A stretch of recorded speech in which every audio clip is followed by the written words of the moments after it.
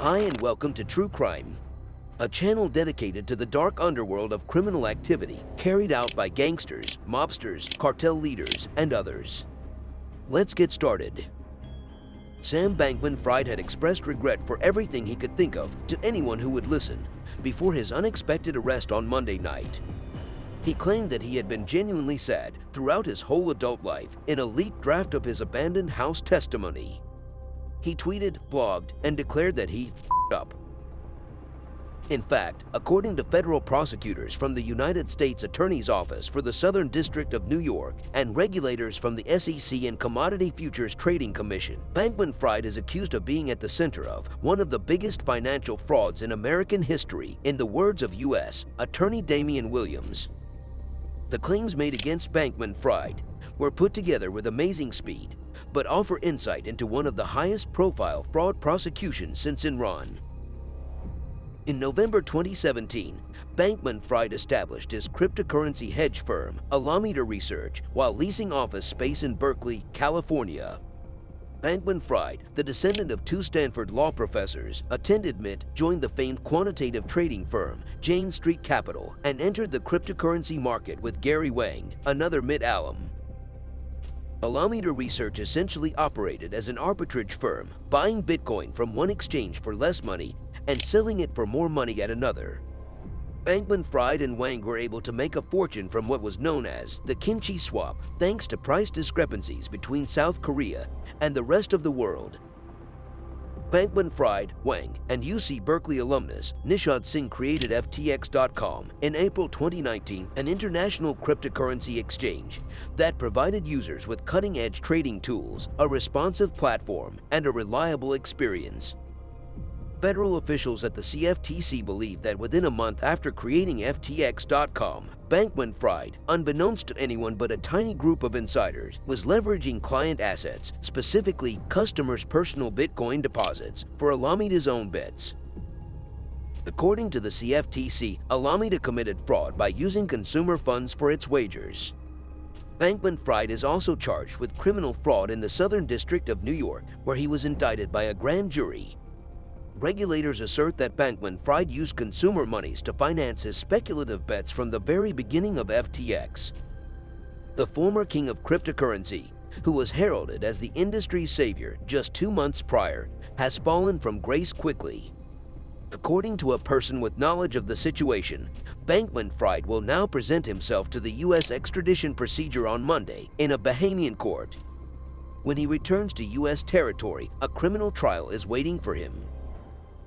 Requests for comment from Bankman-Fried's lawyers and the lawyers for his former companies were not immediately fulfilled.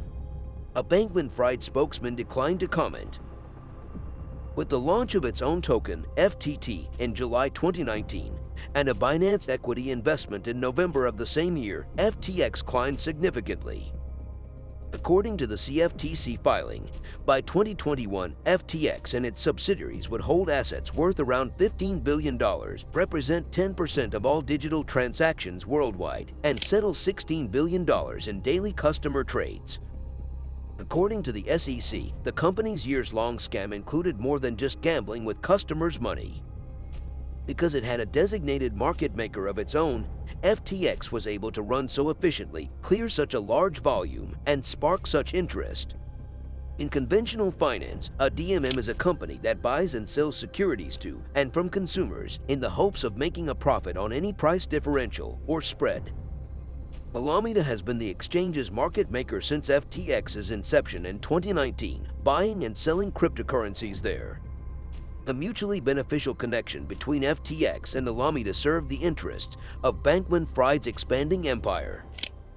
As FTX developed, additional market makers went live to provide liquidity. Although Alameda was and still is the primary liquidity provider for FTX, the SEC claims that Bankman-Fried directed Alameda to ease platform function. Alameda was equipped with a variety of potent instruments as opposed to those other market makers or power users. Alameda was able to keep a negative balance in its account, untethered from any collateral requirements, according to the SEC, because Bankman-Fried instructed his team at FTX to write an exception into the exchange's code in August 2019. The SEC filing says no other client account at FTX was permitted to hold a negative balance. In order to make trades, Alameda was allegedly effectively backed by client assets due to the negative balance. In a widely read interview, Caroline Ellison, a former CEO of Alameda, made a passing reference to this. Stop losses are something that we don't often have, according to Ellison. A stop-loss order helps traders in traditional finance reduce their exposure to a potentially lost trade.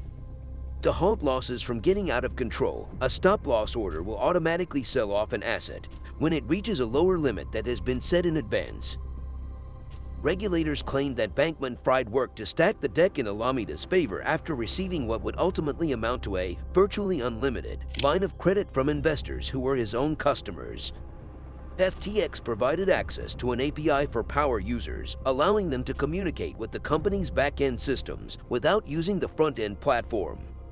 Common sense checks, such as making sure there was enough money in their account, were still required of regular customers. According to the CFTC, Alameda traders had access to a fast lane that allowed them to bypass other users and cut several milliseconds off the time it took to execute a trade. That was extremely helpful for the high-frequency trading that FTX users did. Despite the fact that everything was in Alameda's favor, the hedge fund provided poor returns. Even though FTX executives boasted about how profitable the trading arm was in public pronouncements, a court filing revealed that Alameda lost over $3.7 billion during the course of its existence. Alameda's losses and financing arrangement played a significant role in the eventual collapse of FTX. Alameda didn't only gamble with customers' money carelessly. The hedge fund aggressively took out loans from several lenders, including BlockFi Lending and Voyager Digital. Two of those businesses filed for Chapter 11 bankruptcy this year. Alameda used FTT tokens that FTX created on its own to guarantee the loans it received from Voyager and BlockFi. Only a tiny fraction of the FTT was really in circulation at any given time. The great majority of the available cash was under the control of Bankman-Fried's empire. The CFTC asserts in its complaint that Alameda ought to have admitted that its tokens couldn't be sold for the amount they said they were worth.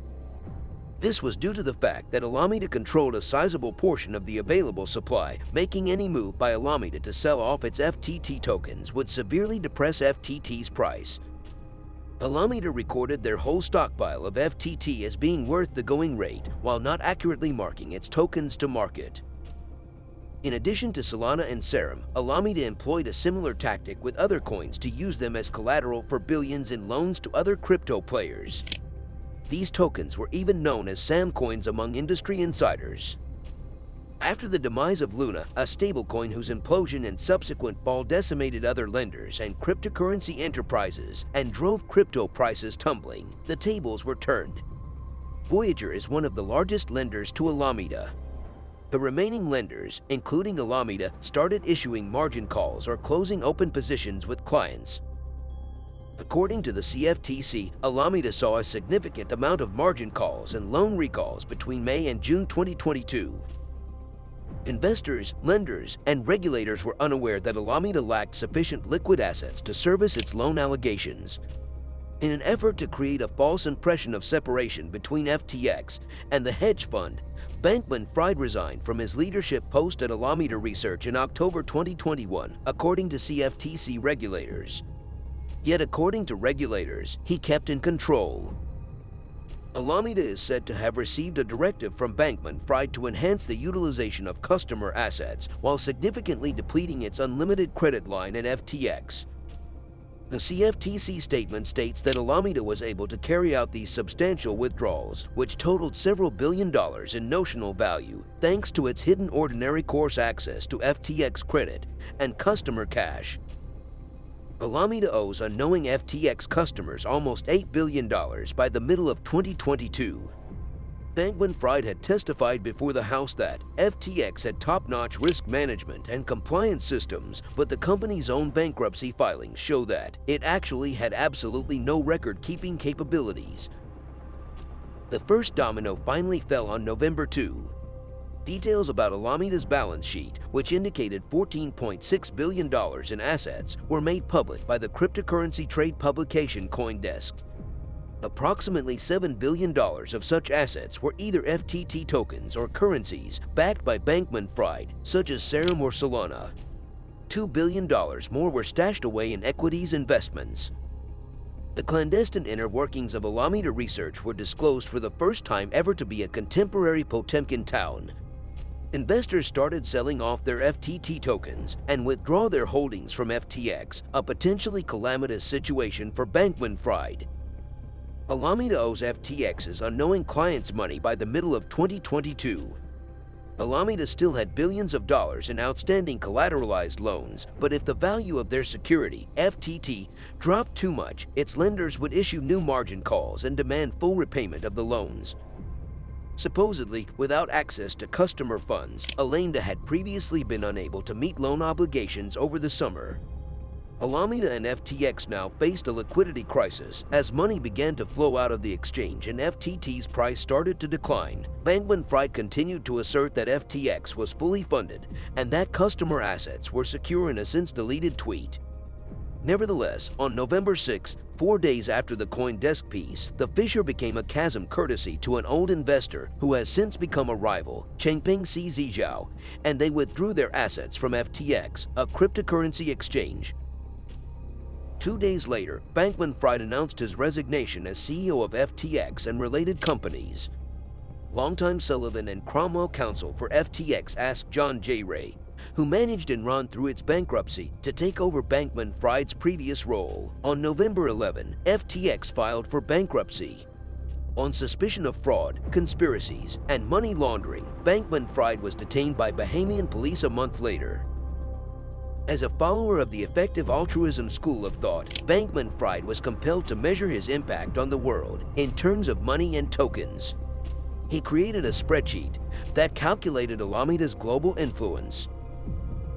Due to Bankman alleged Fried's misdeeds, millions of dollars in client cash are currently floating around in venture capital funds, political war chests, and charitable foundations, and could potentially be recouped. On his personal blog about 10 years ago, Bankman-Fried asked the following hypothetical query to his loved ones. How much of an impact can a dollar have? He rhetorically questioned as he waxed poetic about effective altruism. He responded, well, if you want an answer in a single sentence, here it is. 1/2000th of a life. Almost $8 billion in consumer funds, according to the CFTC, are allegedly gone. Several clients undoubtedly lost their whole life savings, money for their children's college, and future down payments. According to Bankman-owned Fried's calculations, his alleged wrongdoings cost 4 million lives. Thank you for watching another amazing video from our true crime team. Like, comment, and subscribe. And stay tuned to our next real-life true crime video.